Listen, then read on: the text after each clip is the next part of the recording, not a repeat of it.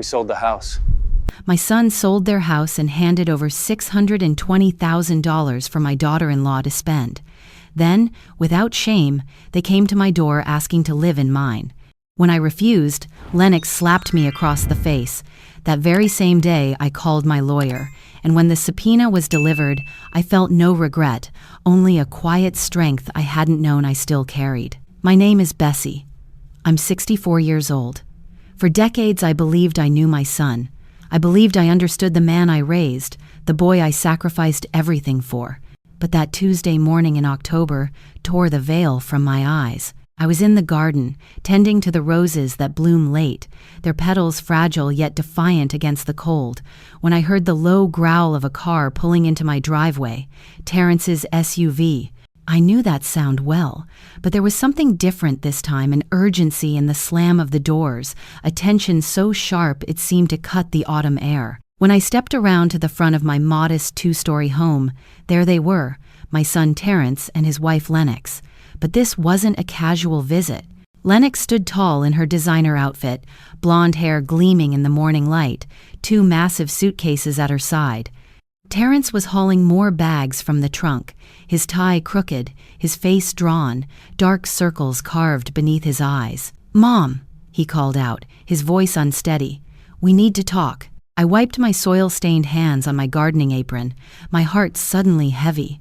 I studied them both, the son who once clung to my hand at school gates, now looking like a stranger, and the woman who met my eyes with a sharp, assessing gaze, as though already cataloging what could be hers. Inside, their footsteps echoed through the house I had built, with quiet years of work and sacrifice. Lennox's eyes roamed over my furniture, my walls, my life, calculating, cold. "Mom," Terrence began, sinking into his father's old recliner, the very chair that still carried the memory of a man gone 5 years now. "We sold the house." The words fell like a stone in still water, rippling through everything I thought was solid. "Which house?" I asked, though I already knew. "Our house," he said. "The one on Maple Street, the colonial home I had helped them buy, the one I poured $40,000 of my retirement into for the down payment. The house where I painted walls until my back ached, where I planted gardens Lennox never once appreciated." "You sold it?" My voice cracked, smaller than I wanted it to be. "Why didn't you tell me?" Lennox's answer was sharp, her tone slicing through the air. "We didn't need your permission, Bessie. It was our house." But her words carried more than ownership.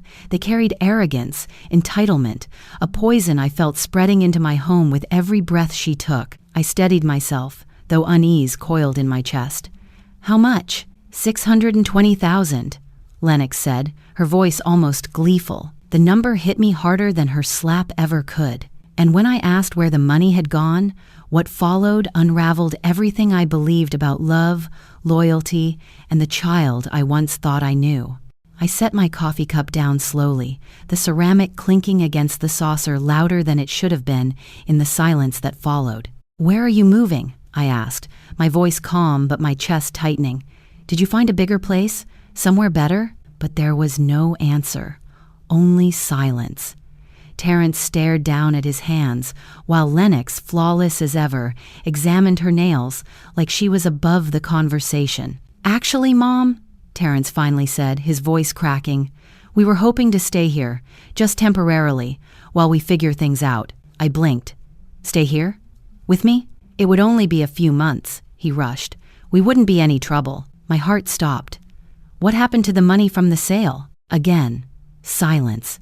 This time it pressed against the walls of the room like a storm about to break. "I had expenses," Lennox said at last, smoothing her skirt. Her voice was cool, dismissive, as if a fortune could disappear and need no explanation. "What kind of expenses?" I asked, my voice sharper now. She smirked. "Jewelry, clothes. I had my car upgraded. I took a spa trip to California with my sister, paid off my credit cards." Her list rolled off her tongue like an insult. I stared at her, waiting for the punchline that never came. "How much jewelry?" I whispered. "Does it matter?" she snapped. "It was my money to spend." "My money?" The words slipped out before I could stop them. Terrence finally lifted his head, and in his eyes I saw something that nearly broke me defeat. Shame. The boy I raised was gone, and in his place was a man shackled to a woman's greed. "Terrence," I said, my voice trembling, "how much debt did she have?" He exhaled, a sound heavy enough to fill the room. "About $80,000, credit card debt." I felt the floor tilt beneath me. "What did she buy?" "Clothes, shoes, handbags, vacations, before we were married." His voice was barely audible. "And the rest of the money?" I demanded. He hesitated, then nodded toward Lennox, who was scrolling on her phone like none of this mattered. "She wanted to redecorate her sister's house. She bought her mother a new car, and she invested in a friend's boutique." My blood turned cold. "How much did you invest?" $300,000, Lennox answered flatly, not even looking at me. $300,000. On a boutique, a dream spun from thin air by a woman who had never worked a single day in her life. I gripped the arm of my chair. "So let me understand this." My words trembled but cut like glass. "You sold your house for $620,000, $80,000 to pay off credit card debts, $300,000 for a boutique, the rest gone on spas, jewelry, cars, and furniture. And now you come here, to me, asking for shelter." Lennox finally looked up, her eyes flashing with irritation. "I told you, there is no rest, it's gone, all of it, and we need a place to live." I sank into my chair, my bones aching as though they carried the weight of every betrayal in the world. This was no longer about money, this was about blood. About the son I raised with values he had abandoned, and the woman who had stripped him of everything, even his pride. Terrence's voice cracked.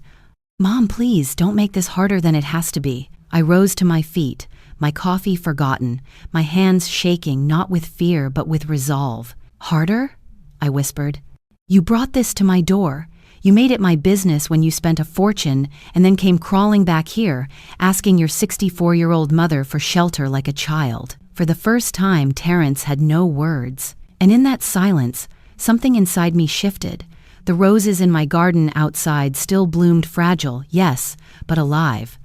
And I realized I would not let this house, my sanctuary, become a graveyard for their mistakes. That very same day, I picked up the phone and called my lawyer. When the subpoena arrived at their door, I did not flinch. I did not weep, because by then, I had already buried the illusion of family I once thought unbreakable. I looked around my small home. 2 bedrooms, 1 bathroom, a tiny kitchen. I'd worked for 30 years to pay off this house, to have a place that was mine, where I could live out my retirement in peace. "And what's your plan?" I asked. "How do you intend to get back on your feet?" Terrence and Lennox exchanged a look. "Well," Lennox said, "Terrence will keep working, obviously, and I'm sure the boutique will start turning a profit soon. And if it doesn't," she shrugged, "then we'll figure something else out." I stared at this woman who had convinced my son to sell his house and spend over $500,000 in a few months, and who was now sitting in my living room with the casual confidence of someone who expected to be taken care of. "No," I said, quietly. "What?" Terrence looked up sharply. I said no. "You can't stay here." The temperature in the room seemed to drop 10 degrees.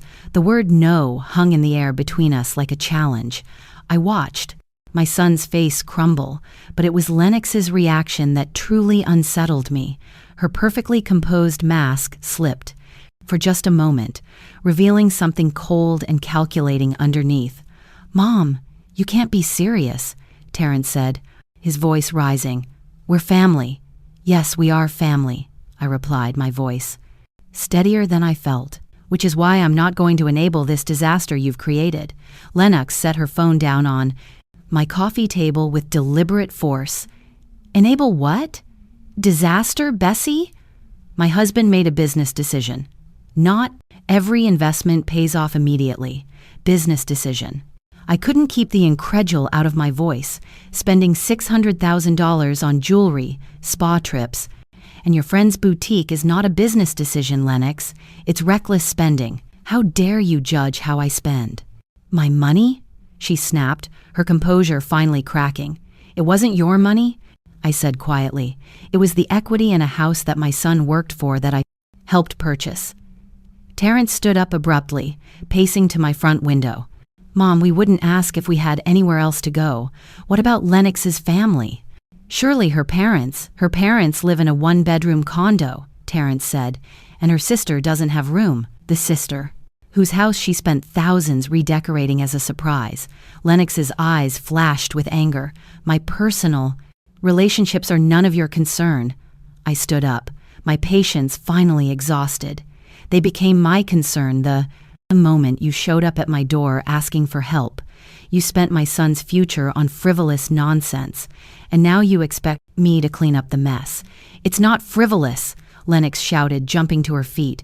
You wouldn't understand. You've lived in this tiny house your whole life, wearing the same old clothes, driving the same old car. I don't know what it's like to have standards.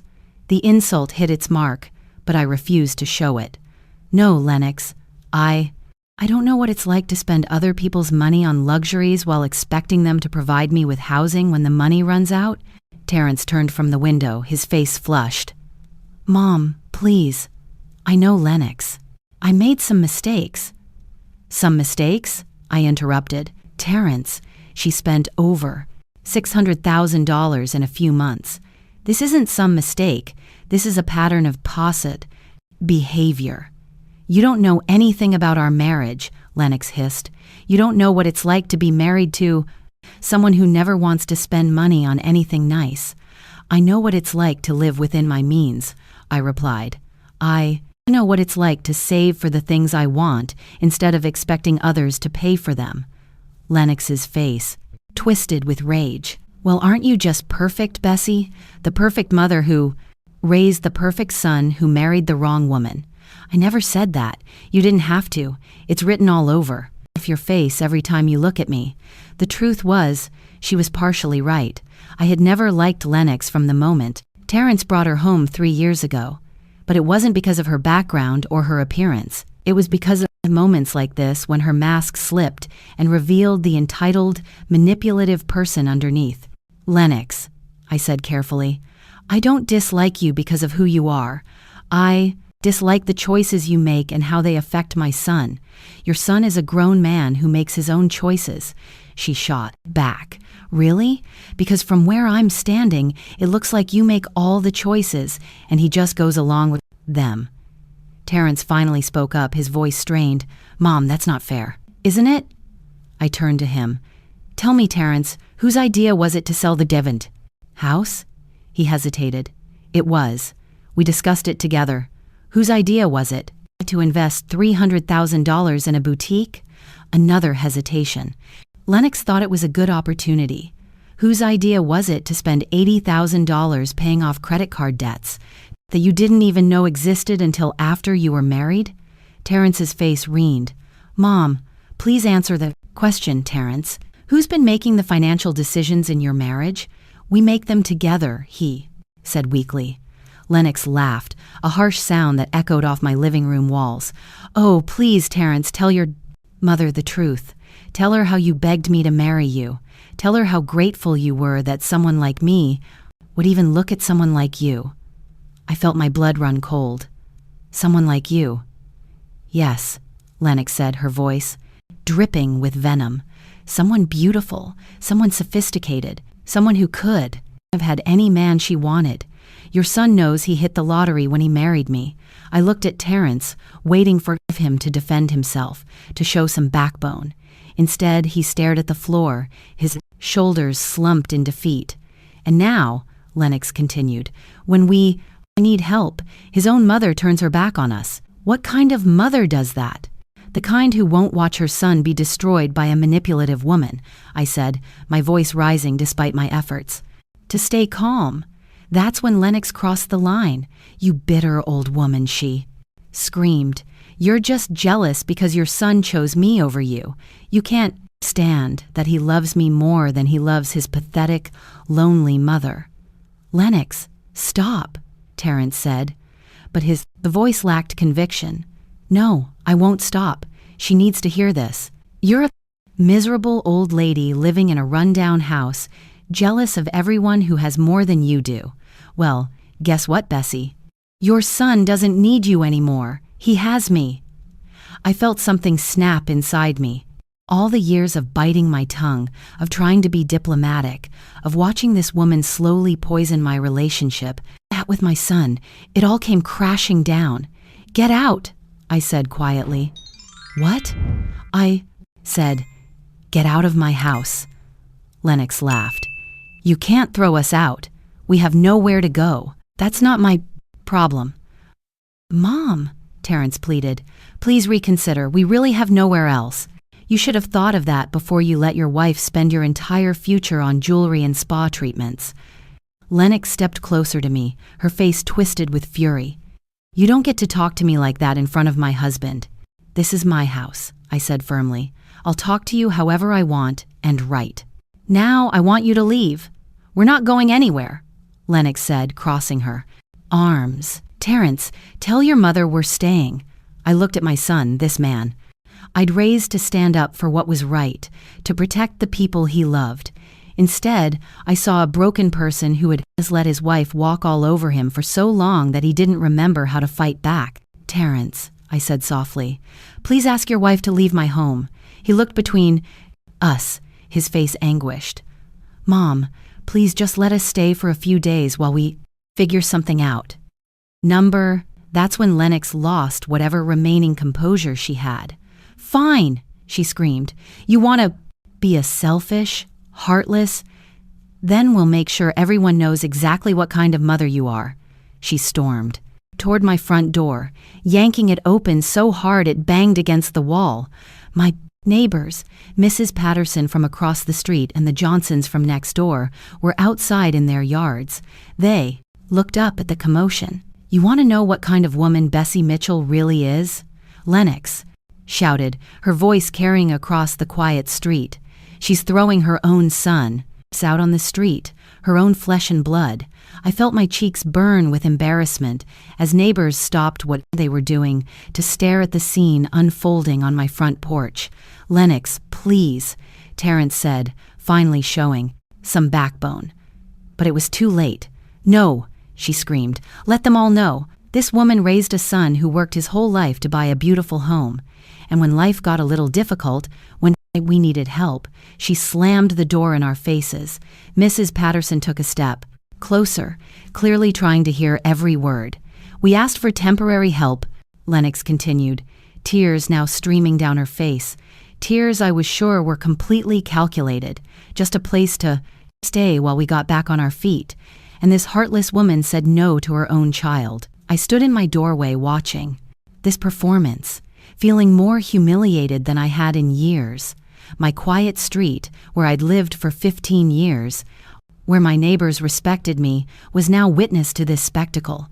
That's enough, I said, stepping out onto my bragging porch. No, it's not enough, Lennox whirled around to face me. You think you're so much better than everyone else, but you're just a selfish old woman who can't stand to see other people happy. Lennox, stop this right now. Why? Because you're embarrassed. Good, you should be embarrassed. That's when she did something that changed everything. In front of my neighbors, in front of God and everyone. Lennox, Mitchell raised her hand and slapped me across the face. The sound echoed across the quiet street like a gunshot. I staggered back, my hand flying to my cheek, more from shock than pain. For a backing moment, nobody moved. Even Lennox seemed surprised by what she'd done. Mrs. Patterson gasped audibly. The Johnsons' teenage son, who had been mowing their lawn, shut off the mower and stared. I looked at my son, waiting for him to defend me, to show some outrage that his wife had just assaulted his mother. Instead, Terrence stood there looking confused and overwhelmed. Did you just hit me? I asked quietly, my voice steady despite the rage building in my chest. Lennox lifted her chin defiantly. You deserved it, throwing your own family out on the street like common trash. I looked around at my neighbors, all of them witnessing this humiliation. Mrs. Patterson looked horrified. The Johnsons were whispering to each other. Even the mail carrier had stopped his truck to watch. Terrence, I said, my voice barely above a whisper, Your wife just assaulted me in front of the entire neighborhood." He opened his mouth as if to speak, then closed it again. "And you're going to stand there and let her—" "Mom, she's upset. She didn't mean to slap me in the face." Lennox stepped between us. "Don't try to make this about you being a victim, Bessie. You brought this on yourself." I stared at this woman who had just humiliated me in front of my neighbors, who had convinced my son to throw away his financial future, and who was now trying to make me the villain in her twisted narrative. "Get off my property," I said quietly. "Make me," Lennox sneered. I looked at my son one last time, hoping to see a sign that he would stand up to her, that he would choose right over wrong. Instead, I saw a man who had been thoroughly manipulated that he couldn't even defend his own mother from physical assault. "You have 5 minutes to get your bags and get off my property," I said. "If you're not gone by then, I'm calling the police." "You wouldn't dare," Lennox said. But I could see uncertainty creeping into her eyes. I pulled my cell phone from my pocket and dialed 911. As the phone rang, I watched Lennox's face change from defiance to panic. She grabbed Taryn's arm. "Tell your mother to hang up that phone right now," she hissed. But I was already talking to the dispatcher, giving my address, explaining that I needed an officer to help remove trespassers from my property who had become violent. When I hung up, Lennox was staring at me in disbelief. "You actually called the police on your own son?"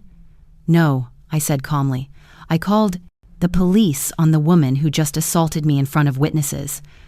For the first time since I'd known her, Lennox Mitchell looked genuinely afraid. The police arrived within 10 minutes, though it felt like an eternity. Officer Enida Martinez was a young woman, maybe in her early 32nd, with kind eyes and a professional demeanor that immediately put me at ease. Officer Thompson, her partner, was older, probably close to my age, with gray temples and the weary look of someone who'd seen too much family drama over the years. By the time they arrived, Lennox had managed to compose herself somewhat. She'd stopped crying and fixed her hair, but I could see the panic still lurking in her eyes. Terrence stood beside his luggage, looking like a lost child. "Ma'am," Officer Martinez said, approaching me first, "we received a call about an assault." "Yes," I said, pointing to my still stinging cheek. "This woman slapped me." Officer Thompson looked at Lennox. "Is this true, ma'am?" "She was being unreasonable," Lennox said, as if that justified physical violence. "We just needed a place to stay temporarily, and she threw us out like we were strangers." "That doesn't give you the right to hit anyone," Officer Martinez said firmly. "Ma'am." She turned back to me. "Do you want to press charges?" I looked at my son, standing there with his head down, saying nothing in my defense. This man I had raised, sacrificed for, loved unconditionally, and he couldn't even condemn his wife for hitting his mother. "Yes," I said, quietly. "I want to press charges." Lennox's face went white. "You can't be serious." "Assault is a serious charge, ma'am," Officer Thompson said. "We have multiple witnesses who saw you strike Mrs. Mitchell." Indeed, my neighbors were still standing in their yards, watching the drama unfold. "Mrs. Patterson nodded vigorously when Officer Martinez looked in her direction. "I saw the whole thing," Mrs. Patterson called out. "She hit Bessie right across the face, unprovoked." "This is ridiculous," Lennox protested. "She's my mother-in-law. This is a family dispute." "Family or not," Officer Martinez said, "assault is assault. You'll need to come with us." As they led Lennox toward the patrol car, she turned back to Terrence. "Don't just stand there. Do something." But Terrence seemed frozen, watching his wife being arrested on his mother's front lawn. He looked at me with something that might have been accusation. "Mom, did you really have to?" "Yes," I said before he could finish. "I really had to. Your wife assaulted me in front of the entire neighborhood, and you stood there and did nothing. She's my wife, and I'm your mother, but apparently that doesn't mean anything anymore." Officer Thompson approached with a clipboard. "Mrs. Mitchell, we'll need you to come down to the station to give a formal statement. Can you do that this afternoon?" "Of course." As the police car pulled away with Lennox in the back seat, Terrence loaded his luggage back into his SUV. He moved slowly, like a man in shock. "Where will you go?" I asked, despite everything. He shrugged. "I don't know. Maybe a hotel for tonight." "With what money?" The question hung in the air between us. We both knew he couldn't afford a hotel indefinitely. I knew this was just the beginning of his problems. "Terrence," I said softly, "this doesn't have to be the end. If you leave her, if you admit that this whole situation is wrong, we can work through this." He looked at me with tired eyes. "She's my wife, Mom. I can't just abandon her. She abandoned you the moment she spent your future on jewelry and spa trips. It's not that simple." "Yes, it is. It's exactly that simple." He climbed into his SUV without another word and drove away, leaving me standing on my front porch, feeling more alone than I had since my husband died. The rest of the day passed in a blur. I gave my statement at the police station, detailing not just the assault but the entire confrontation. The officer taking my statement, Detective Reynolds, was thorough and professional. "Mrs. Mitchell," she said when we were finished, "I have to ask, is this the first time your daughter-in-law has been Mitchell? Physically aggressive with you?" I considered the question. "Yes, physically, but she's been emotionally manipulative for years." "Can you elaborate on that?" I told her about the gradual isolation from my son, how Lennox always seemed to schedule their visits during times she knew I couldn't make it, how she'd convinced Terrence to skip family gatherings and holidays. I explained how she'd slowly turned my son against me, making him believe that his mother was overly critical and interfering, and the financial situation. Detective Reynolds asked, "You mentioned that they sold their house and spent the money, over $600,000, I said, "gone in a matter of months." Detective Reynolds whistled low. "That's a lot of money to go through that quickly. She has expensive tastes and no concept of living within her means." "And your son went along with this?" I sighed. "My son has been completely manipulated by this woman. He can't see what she's doing to him, to his future, to our family." That evening, alone in my house, I sat at my kitchen table with a cup of tea and really thought about my situation for the first time. Pressing charges against Lennox was just the beginning. She would be back. They would both be back. And next time they might not be so direct about their demands. I thought about the house on Maple Street, the one I'd helped them buy. $40,000 from my retirement savings. Money I'd worked decades to accumulate. Money that had essentially been flushed away along with the rest of their equity. But then I remembered something. When they'd bought the house, there had been paperwork, lots of paperwork, and because I'd contributed such a significant portion of the down payment, the real estate attorney had insisted on certain protections. I went to my file cabinet and pulled out the folder labeled Terrence House Purchase. Inside were copies of all the documents from the sale, including something I'd nearly forgotten about, a promissory note. The attorney had insisted on it when I'd given them the $40,000. "Mrs. Mitchell," he'd said at the time, "I strongly recommend that this be structured as a loan rather than a gift. It protects your interests and ensures that your son understands the gravity of accepting such a large sum." At the time, I'd protested. I didn't want to make it a loan. I wanted to help my son, but Terrence himself had insisted. "Mom, I want to pay you back. This should be official." The promissory note was clear. $40,000 to be repaid at 5% annual interest, with payments beginning 1 year after the purchase date. The loan was secured by the property itself, meaning I had a legal interest in the house.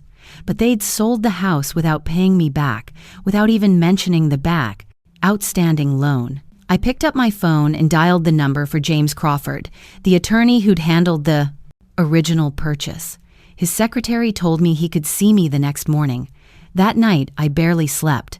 I kept thinking about Terrence as a little boy, how he used to crawl into my bed during thunderstorms, how proud he'd been when he'd graduated from college, how he'd cried at his father's funeral and promised he'd always take care of me. Where had that boy gone? How had he become this man who stood silent while his wife assaulted his mother? The next morning, I dressed carefully in my best suit and drove to James Crawford's office. He was a distinguished man in his 62nd with silver hair and the kind of presence that commanded respect. Mrs. Mitchell, he said, shaking my hand warmly. I was sorry to hear about your troubles. Please sit down and tell me. What's happened? I explained the entire situation, the house sale, the squandered money, the assault, the arrest.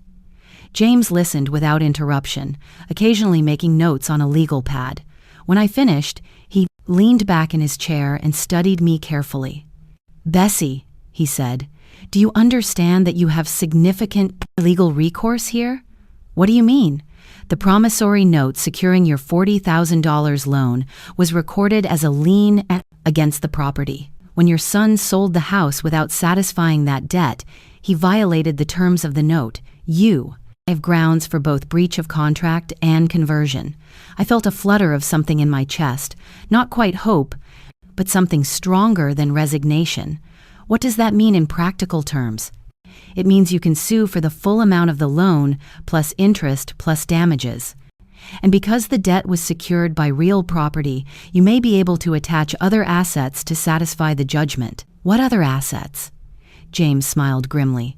Well, let's see what your son and daughter-in-law have left after their spending spree. Over the next hour, James explained my options in detail. I could file a civil lawsuit seeking repayment of the loan, plus interest and damages. I could also pursue criminal charges for theft by conversion since they'd sold property that was partially mine without my consent. But James, I said, I don't want to destroy my son's life. I just want him to understand that actions have consequences. Sometimes, Bessie, the kindest thing you can do for someone you love is to stop protecting them from the consequences of their choices. I thought about that as I drove home. Was I protecting Terrence by allowing Lennox to manipulate him? Was I enabling his poor decisions by always being there to catch him when he fell? By the time I got home, I'd made my decision. I called James Crawford and told him to file the lawsuit, not just against Lennox, but against both of them. They were married. They'd made the decision together to sell the house, and they would face the consequences together. Then I did something else. I called a locksmith and had all my locks changed. I installed a security system with cameras that would record anyone who approached my property. I wasn't going to be caught off guard again. That afternoon, Terrence called. Mom, Lennox made bail. We need to talk. No, we don't, Mom, please. She's sorry about hitting you. She was just upset. Terrence, your wife stole $40,000 from me and then assaulted me when I refused to house you both after you squandered over $500,000. There's nothing to talk about. What do you mean stole $40,000? I explained about the promissory note, about the lien on the house, about the lawsuit I'd filed that morning. The silence on the other end of the phone stretched so long I thought he might have hung up. Mom, he finally said, his voice shaking. You can't sue us. We're family. You're right, Terrence. We are family, which is why what you did hurt so much worse than if a stranger had stolen from me. We didn't steal from you. You sold a house that had a $40,000 lien on it without paying me back. What would you call that? Another long silence. How much are you suing for? $40,000 plus. 3 years of interest, plus legal fees, plus damages for conversion and breach of daughter contract. My attorney estimates the total at around $60,000. We don't have $60,000. You should have thought of that before you let your wife spend your entire future on jewelry and spa treatments. Mom, please, can't we work something out? Maybe we can pay you back slowly. Over time. You mean like the original promissory note said? The one you ignored for 3 years before selling the house? I could hear him breathing heavily on the other end of the phone. Where are you staying? I asked. A motel, the cheapest. One we could find. How long can you afford to stay there? Maybe a week. 2 weeks if we're careful. And then what? I don't know, Mom. I really don't know. For a moment, I almost weakened. This was my son, my baby. and he sounded so lost and scared. But then I remembered Lennox's hand striking my face, and my resolve strengthened. Terrence, I love you. I have always loved you, and I always will. But I will not be manipulated, stolen from, or assaulted. If you want a relationship with me, you need to take responsibility for your choices and the consequences that come with them. What does that mean? It means you need to decide what's more important to you, your relationship with your wife or your relationship with your mother. Because right now you can't have both.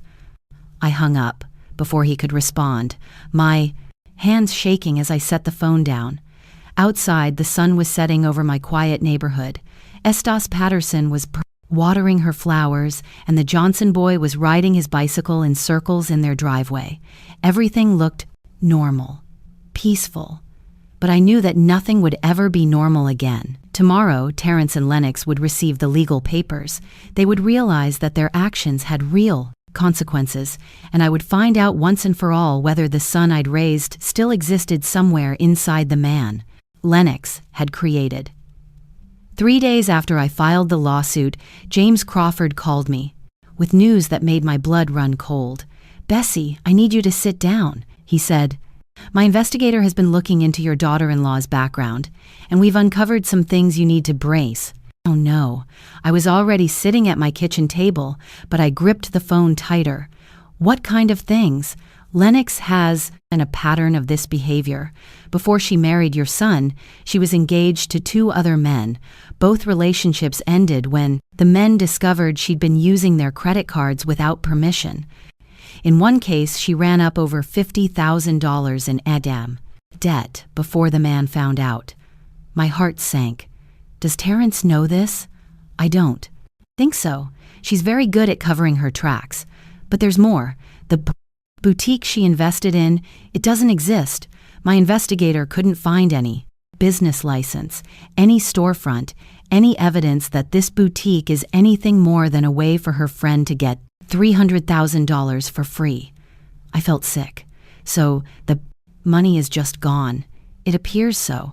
And Bessie, there's something else, something worse. I braced myself.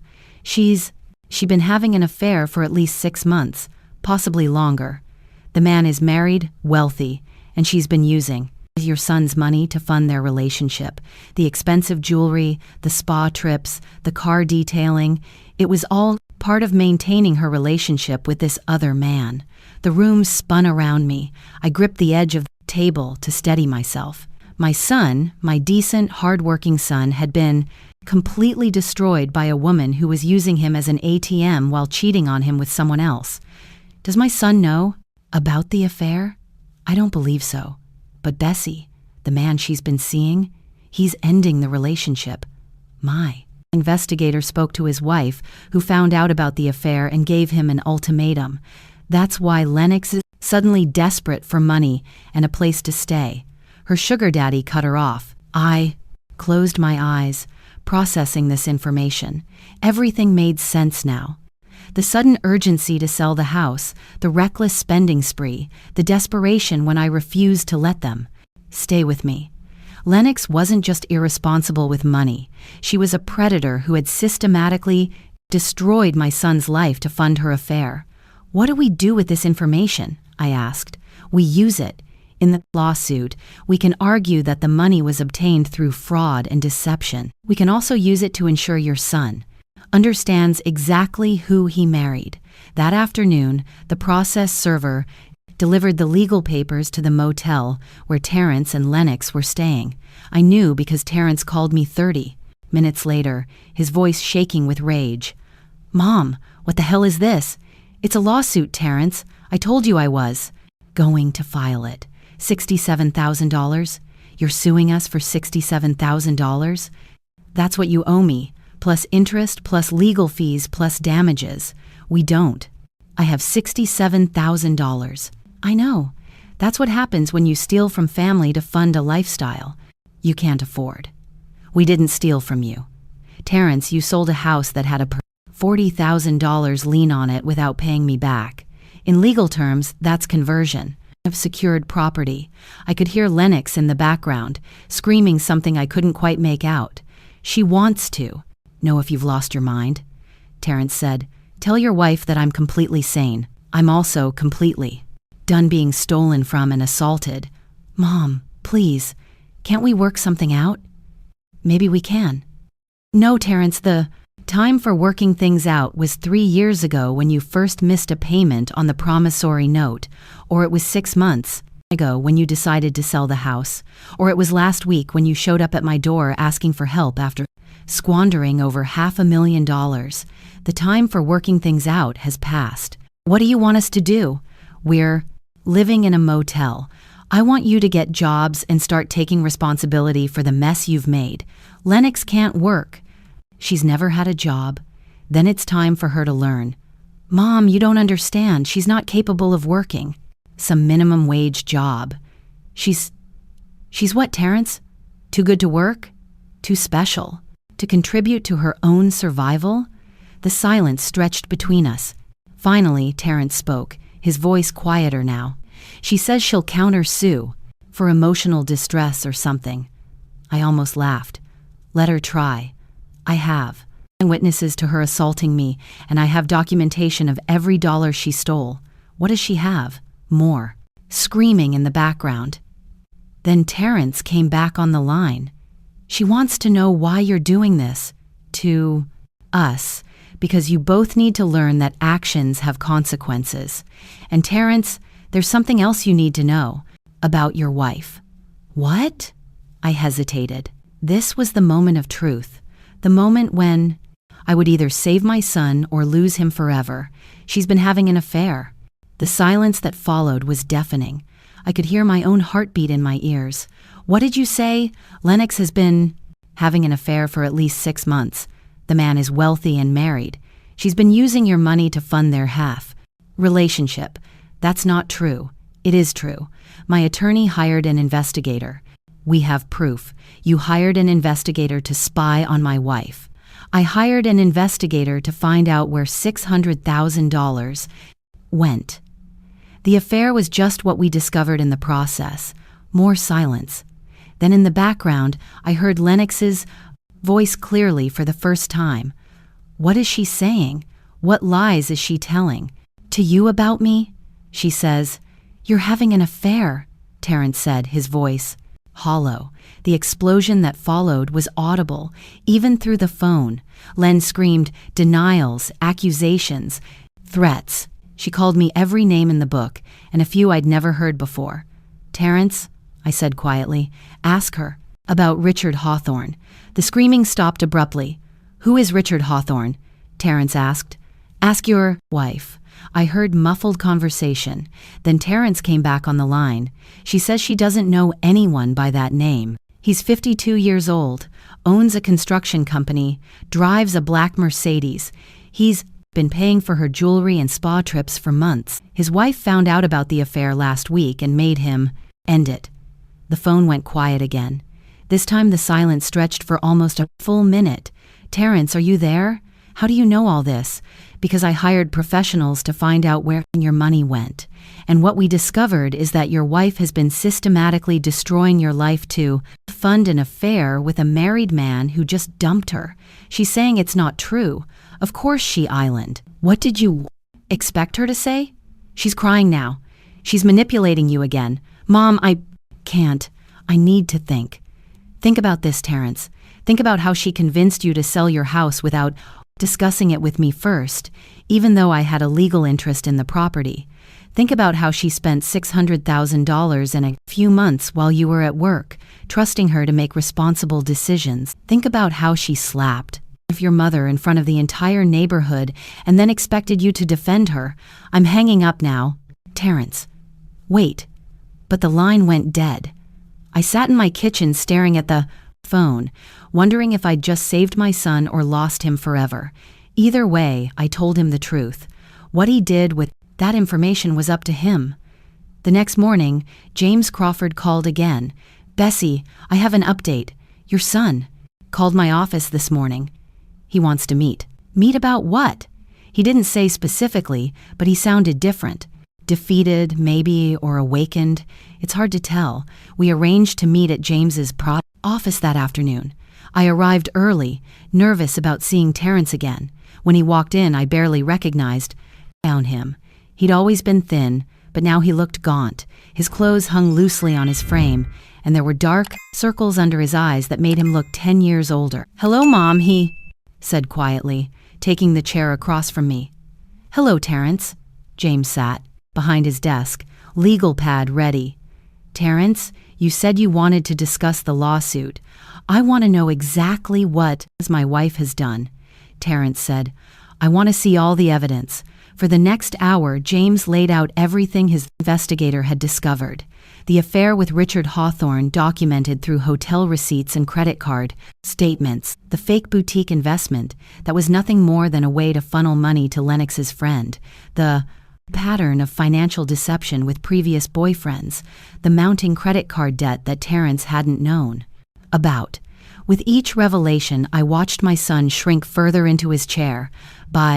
At the time James finished, Terrence was staring at his hands, silent tears streaming down his face. "Where is she?" "Now?" I asked gently. "At the motel. She doesn't know I'm here." "What are you going to do?" Terrence looked up at me with red-rimmed eyes. "I don't know, Mom. I honestly don't know. My whole life, everything I thought I knew about my marriage, about my wife, it's been a lie. I'm sorry, sweetheart. I truly am. She's been stealing from me for years. Not just spending money, actively deceiving me, lying to me, cheating on me, and when you tried to warn me, I chose her over you. You were manipulated by someone who's very good at manipulation. It's not your fault, isn't it? I'm 35 years old, Mom. I should have seen the signs. I should have questioned why she never wanted to work, why she always needed more money, why she was so eager to sell the house." James cleared his throat. "Terrence, the question now is what you want to do. About the lawsuit. Your mother is entitled to the money you owe her, but we could potentially work out a payment plan." "If no," Terrence interrupted, "she deserves to be paid back immediately. All of it." "Son, you just said you don't have the money." "I'll get it. I'll take out a loan, work extra hours, sell whatever I need to sell. Mom, you've been trying to protect me my whole life, and I repaid you by letting my wife steal from you and assault you." He wiped his eyes with the back of his hand. "I won't fight the lawsuit. You deserve every penny." I felt my own eyes filling with tears. "Terrence and Mom, I want you to know that I'm filing for divorce today. I can't stay married to someone who's been lying to me about everything." The relief I felt was overwhelming. What about Lennox? What will she do? Terrence's face hardened. "That's not my problem anymore. She's an adult who made her own choices. Let her figure out how to live with the consequences." As we left James's office, Terrence and I walked to our cars together. At my car, he stopped and turned to me. "Mom, I know I don't deserve your forgiveness. I know I've hurt you in ways that might not be fixable, but I want you to know that I'm going to spend the rest of my life trying to make this right." I reached out and touched his cheek, the way I used to when he was little, and needed comfort. "You already are making it right, sweetheart. You already are." As I drove home, I felt something I hadn't experienced in years. Hope. Not just hope that I'd get my money back, but hope that I'd gotten my son back too. But I also knew that Lennox wouldn't go quietly. A woman who'd spent years manipulating and deceiving wouldn't just accept defeat. She would fight back. And when she did, it would probably get ugly. I was right to be worried. The real battle, he was just beginning. I should have known Lennox wouldn't accept defeat gracefully. 3 days after Terrence filed for divorce, she showed up at my house at 6:00 the morning, pounding on my door like a woman possessed. I looked through the peephole and saw her standing on my porch in yesterday's clothes, her hair disheveled. Mascara streaked down her cheeks. She looked like she hadn't slept in days. "Bessie!" she screamed loud. Enough to wake the entire neighborhood. "I know you're in there. Open this door right now." I didn't move. My new The security system was recording everything, and I had no intention of letting her into my house. You destroyed my marriage. She continued screaming. You turned my husband against me with your lies. Mrs. Patterson's porch light came on across the street. The Johnsons' dog started barking. I grabbed my phone, ready to call the police again if necessary. I'm not leaving until you talk to me, Lennox shrieked. You owe me that much. I pressed the intercom button on my security system. Lennox, you need to leave my property immediately or I'm calling the police.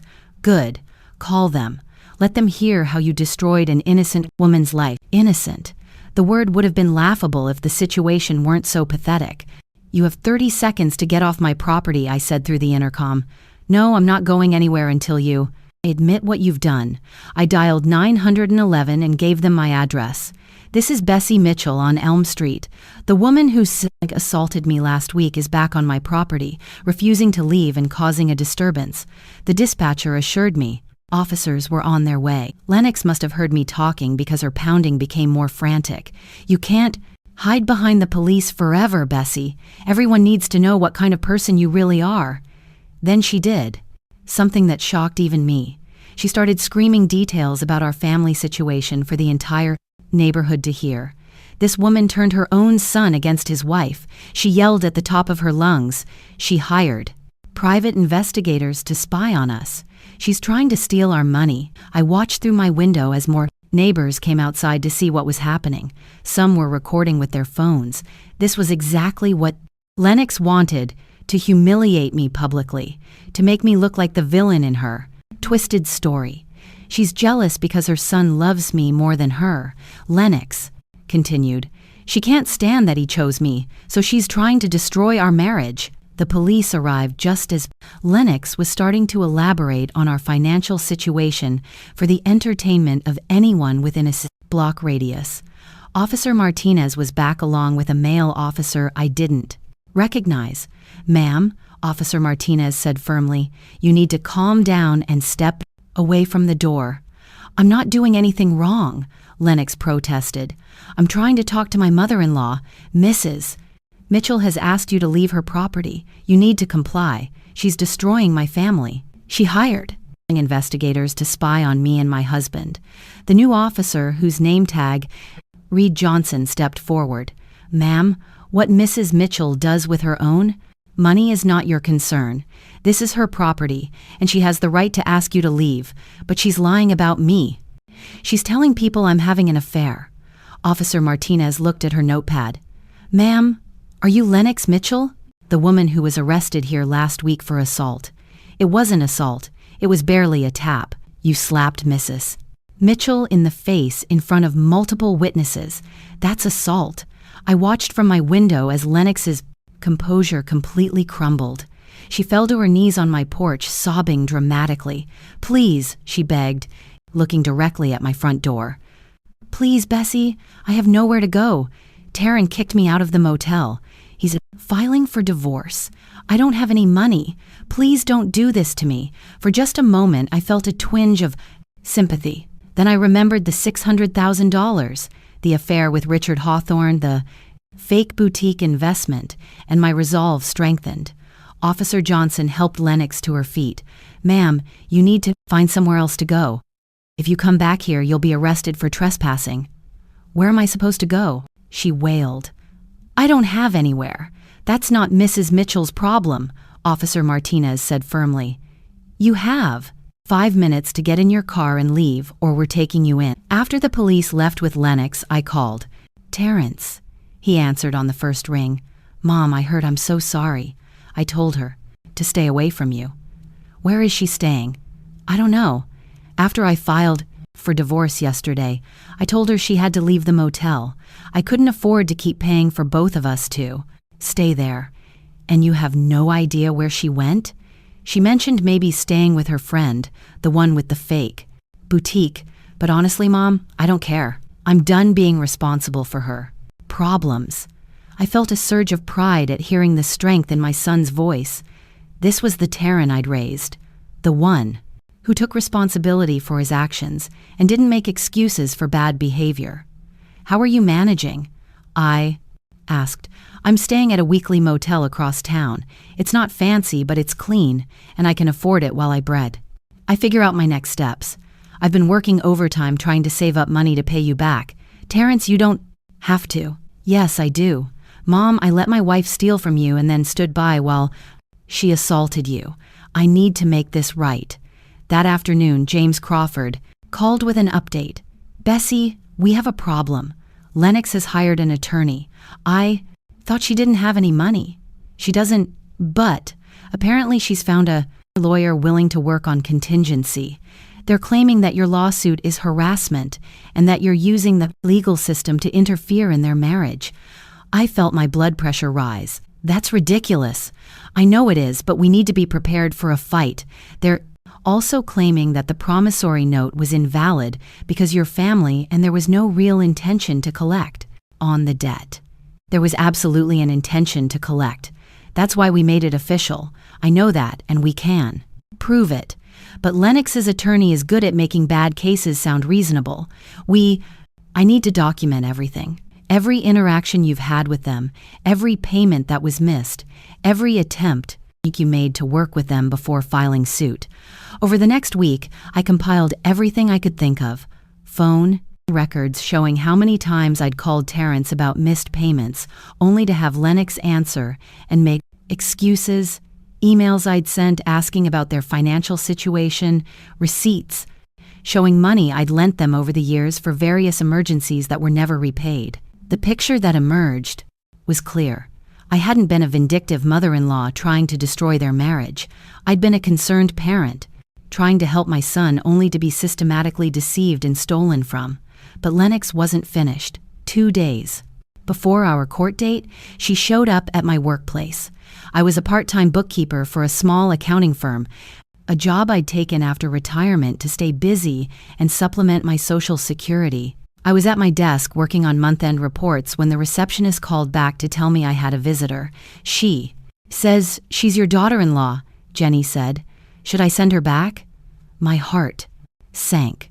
No, tell her I'm busy and can't see visitors during work hours. A few minutes later, Jenny called again. She's not leaving.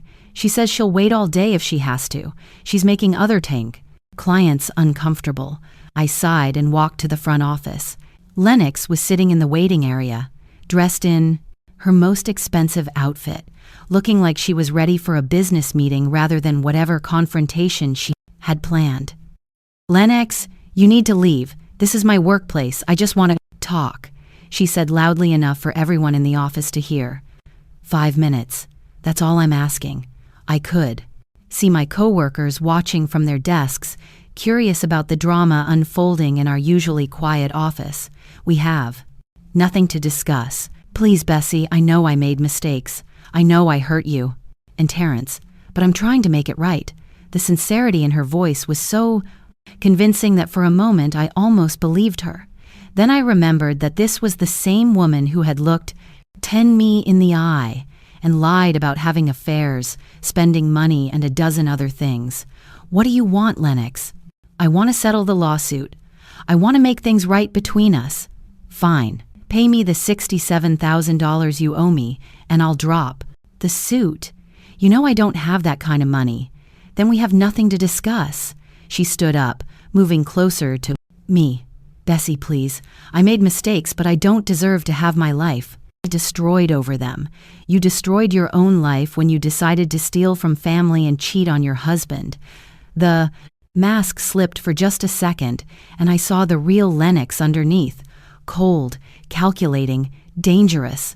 Fine, she said, quietly. If that's how you want to play it, then that's how we'll play it. But don't think this is over. I know things about your precious son that would surprise you. What kind of things? She smiled, a cruel expression that made my skin crawl. Let's just say Terrence hasn't been completely honest with you about everything.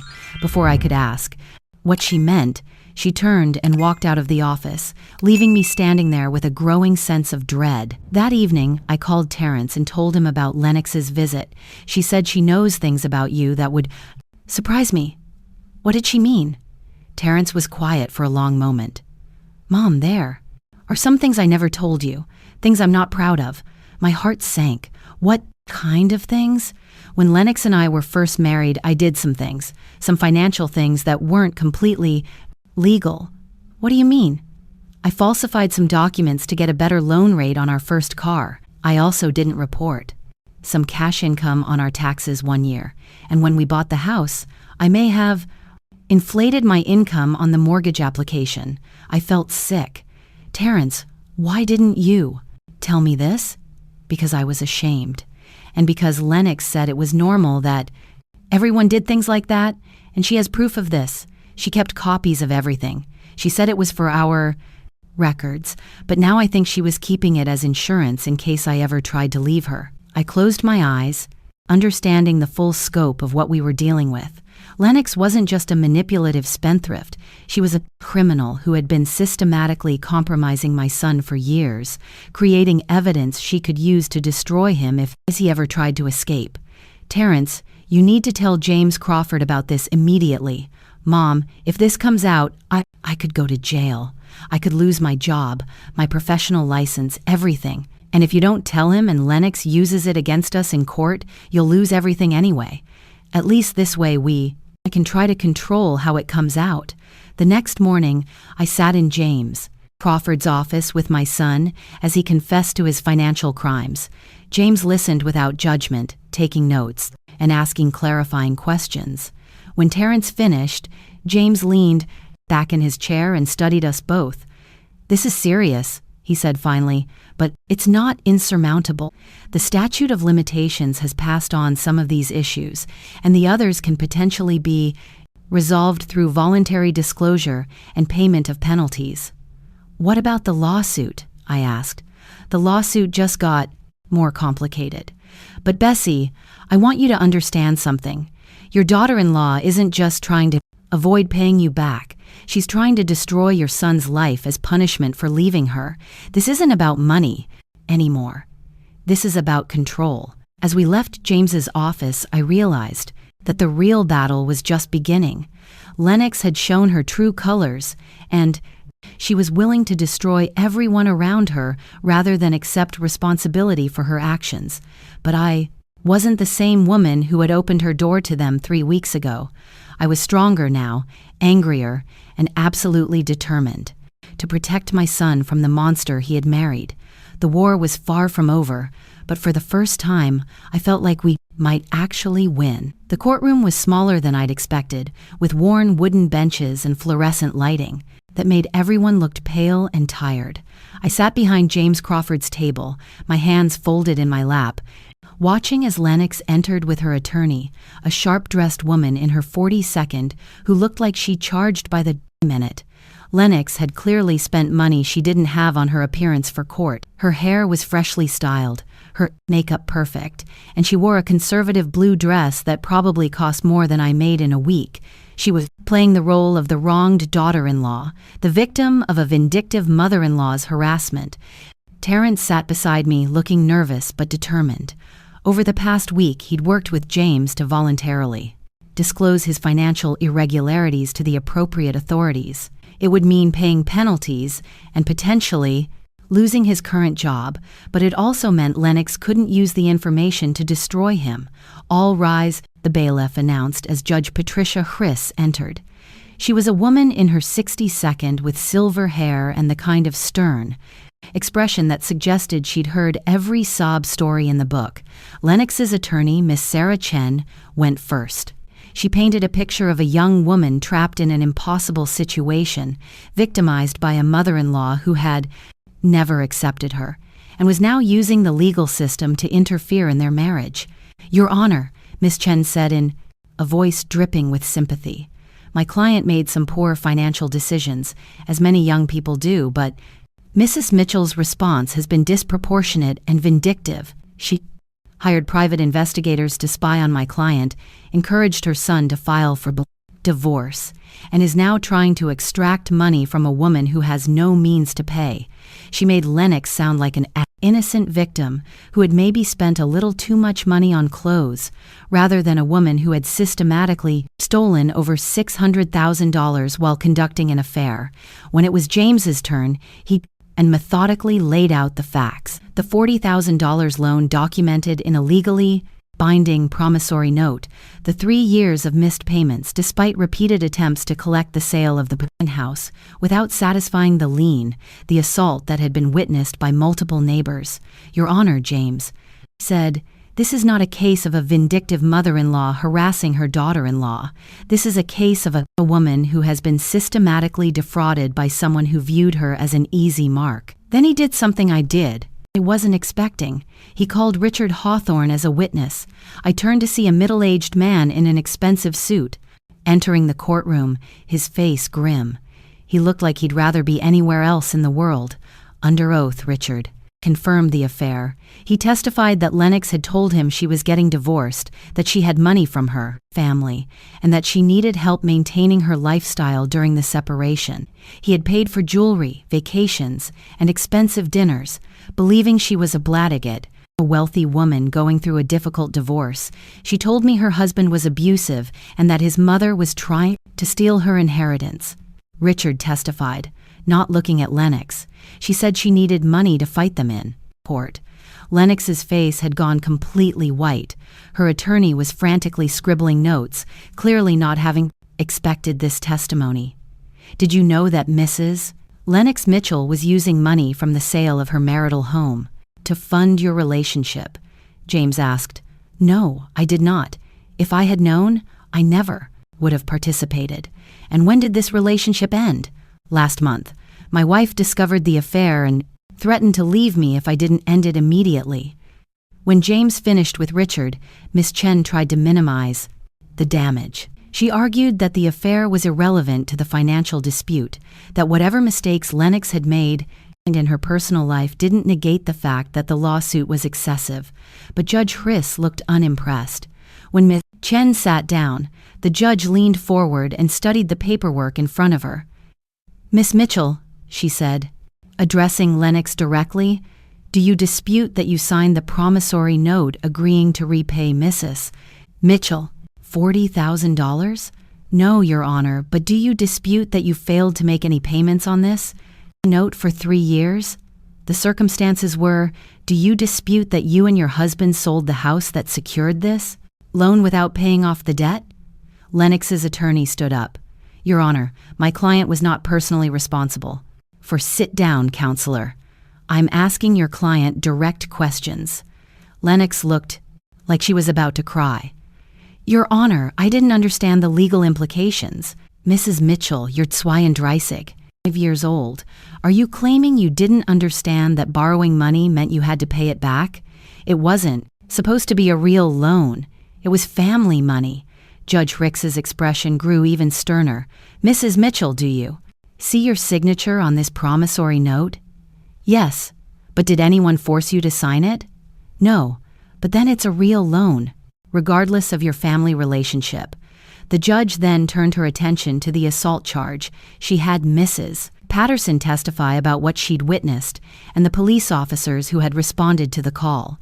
When Miss Chen tried to argue that it was just a family dispute that got out of hand, Judge Hriss cut her off. Counselor, assault is assault. The relationship between the parties is irrelevant. Finally, James stood before the court with the evidence stacked like bricks in a wall of truth. Jewelry receipts, spa treatments, false boutique contracts, all proof of $600,000 burned in less than half a year, with nothing to show but ashes of greed. Your Honor, James declared, his voice carrying through the silent chamber, this isn't mismanagement.